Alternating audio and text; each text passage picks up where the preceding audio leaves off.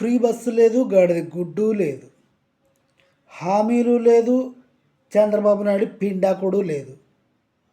పచ్చి మోసం, దగ, కుట్ర, హామీలు నోటికి ఏదొస్తే అది ఇస్తాం ఇస్తాం ఇస్తాం అని చెప్పి ఈరోజు ఇచ్చిన హామీలు ఒక్కటి కూడా అమలు చేసింది లేదు.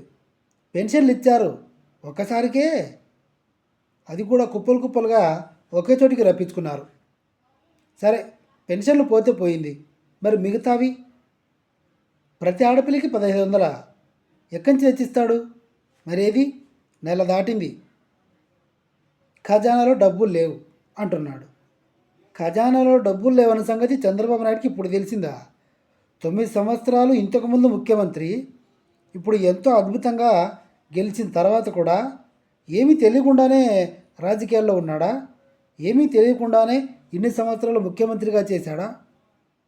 లక్షల కోట్ల అప్పులు ఉన్న సంగతి చంద్రబాబు నాయుడు గారికి తెలియదా?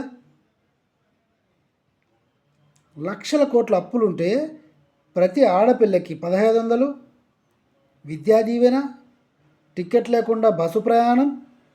అంటే టికెట్ లేకుండా బస్సు ప్రయాణం చేస్తే ఎంత నష్టం వస్తుందో చంద్రబాబు నాయుడు గారు ఊహించలేకపోయారా? డ్రైవర్లకు జీతాలు ఇవ్వాలా, బస్సుల మెయింటెనెన్స్కి ఖర్చు పెట్టాలా, వాటి డీజిల్కి ఖర్చు పెట్టాలి, స్టాఫ్కి, బస్ స్టేషన్ కరెంటు బిల్లులు, బస్ స్టేషన్ మెయింటెనెన్స్. ఎక్కడి నుంచి డబ్బులు వస్తాయి? సారాయి అమ్ముతాడా?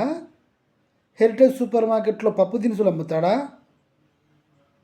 ఇవన్నీ ఆలోచించలేదు చంద్రబాబు నాయుడు. ముందు గెలవాలంటే ఏం చేయాలి? ఇస్తాం అని చెప్పాలి. గెలవంగానే బస్సు ఫ్రీ, ఇంకా ట్రైన్ ఫ్రీ, ఫ్లైట్ ఫ్రీ అని కూడా చెప్తాడు. రేపు జగన్ వస్తే కూడా చెప్తాడు ఫ్లైట్ ఫ్రీ అంటాడు జగన్. ఎందుకంటే జగన్ గెలవాలి. చంద్రబాబు నాయుడు గెలిస్తే జగన్ మీద పగ తీర్చుకోవాలి, జగన్ గెలిస్తే చంద్రబాబు నాయుడు మీద పగ తీర్చుకోవాలి. ఇదే వీళ్ళ పని. ప్రజాసేవ పేరుతో, హామీల పేరుతో ప్రజలకి మట్టి కొడుతున్నారు. సో ఫైనల్గా దీంట్లో తప్పు ఎవరిది? జనందే తప్పు.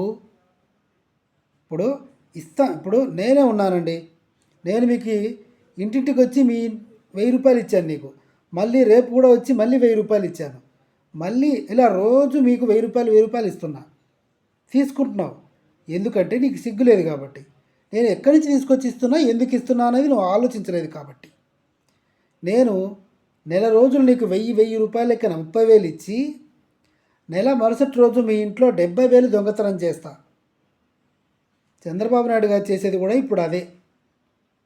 హామీలని, అవ్వని, ఇవని, బస్సు ఫ్రీ అని చెప్పి, ఆ పథకాలు ఈ పథకాలు అని చెప్పి ఎలక్ట్రిసిటీ ఛార్జెస్ పెంచడానికి రెడీగా ఉన్నాడు.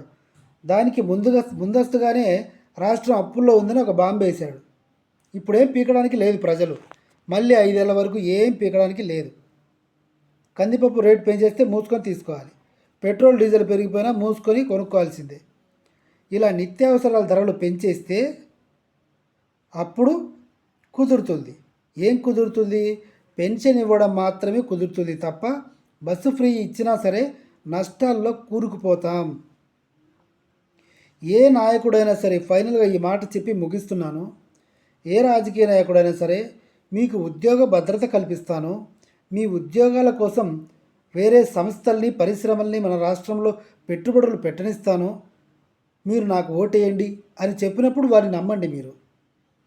మీకు ఉచితంగా సిలిండర్లు ఇస్తాను, మీకు టికెట్ లేకుండా ప్రయాణం చేపిస్తాను అంటే ఎలా నమ్ముతున్నారు? ఈ తప్పు ఎవరిది? జనందే, ప్రజలదే తప్పు. ప్రజలు మోసపోవడానికి సిద్ధంగా ఉన్నంత కాలం జగన్మోహన్ రెడ్డి, చంద్రబాబు నాయుడు వీళ్ళంతా మోసాలు చేస్తూనే ఉంటారు. వాళ్ళదేముంది? పదవులు వస్తున్నాయి, కోర్టుకు వెళ్లకుండా, జైలుకి వెళ్లకుండా హాయిగా బిందాస్గా తిరుగుతున్నారు.